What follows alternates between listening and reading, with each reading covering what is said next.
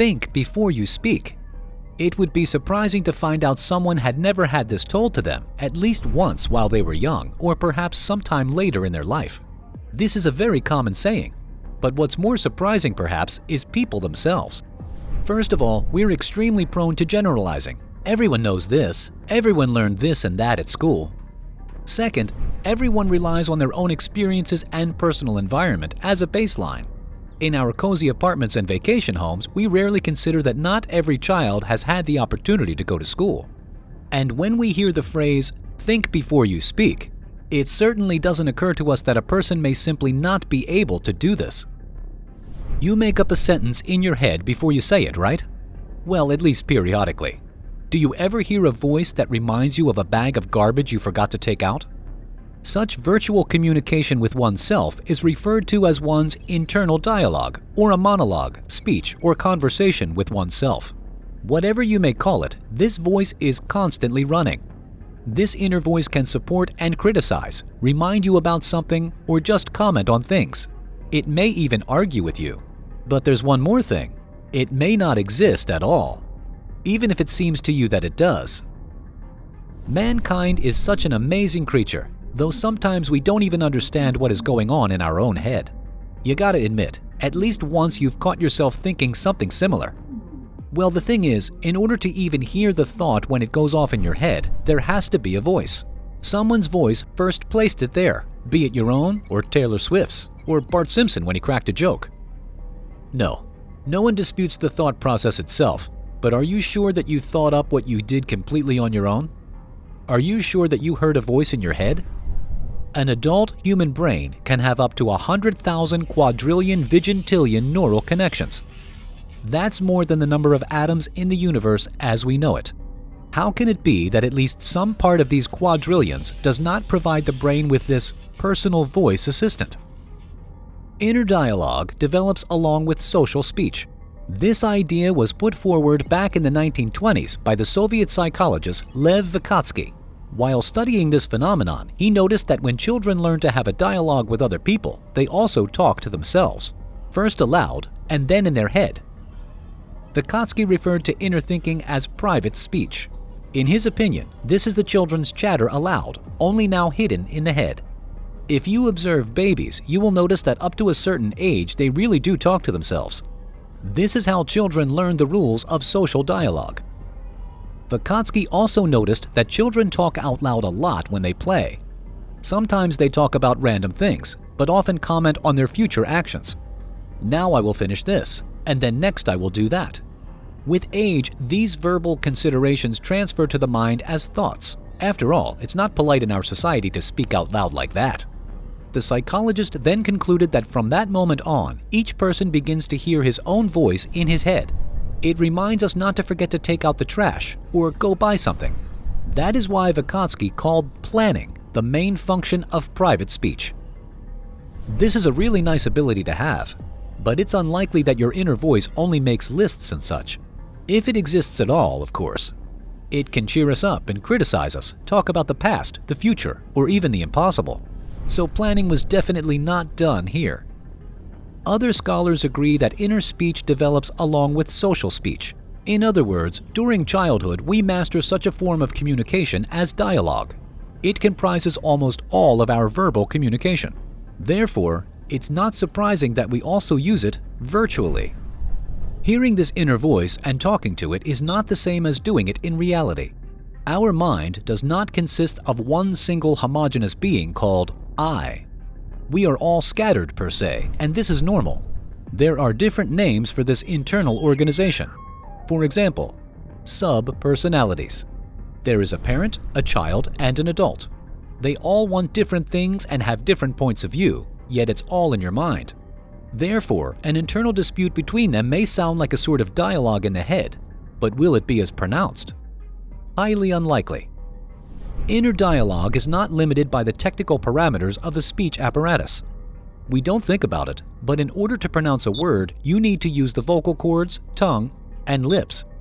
At the very least, the overall speed and intelligibility of what is said aloud depends on their function. The inner voice has no such restrictions.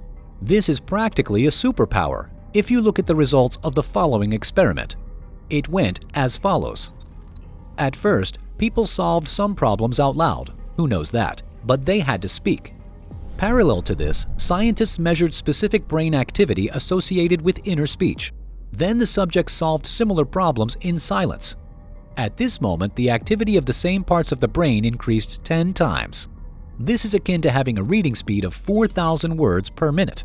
That's how fast our so-called inner voice can work. Are you still sure you can hear it at that speed? This is where another characteristic comes into play.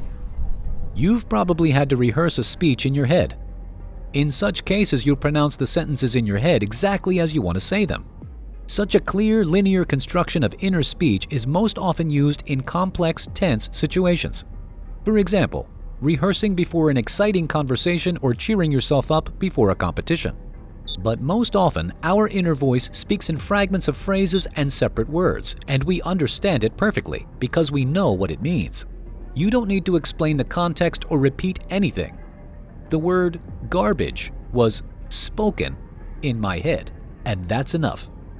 This is one of the tricks that makes people think that they are constantly having an internal dialogue when in fact there is none. In many situations, a single word or phrase goes off in the mind. The relevant context is pulled up and a complete picture is built in the mind. To tell someone about it, we employ speech. Therefore, we think that we also talk to ourselves in words. Yes, this is often the case. But, as we've already determined, these are far from complete sentences. When you wake up in the morning, do you think, I need to get up and brush my teeth?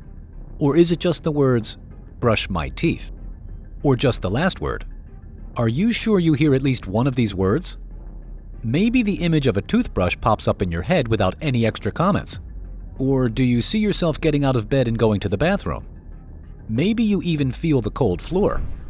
It turns out that inner thoughts can not only be heard, but also perceived through images, sounds, feelings, and text. The main bit here is that we are actually pretty hopeless at trying to understand exactly how this happens in our own heads. It's worth clarifying, though, what the concept of subvocalization is. This is the inner speech that occurs when reading, but it's different from the monologue we're speaking about in this video.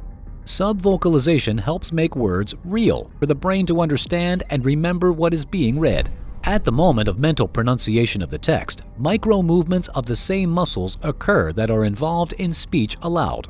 These vibrations are so imperceptible that they can only be recorded with the help of instruments, but this clearly distinguishes between subvocalization and our mental inner voice. If there is one, of course. Now let's talk about an elephant. Why an elephant? So that you can now catch your mind in the act. What happened? Did you imagine the animal, heard the word itself, or maybe saw it written? Or maybe there are those who heard the elephant trumpet. You may not believe it, but people perceive their internal thoughts in all these different ways.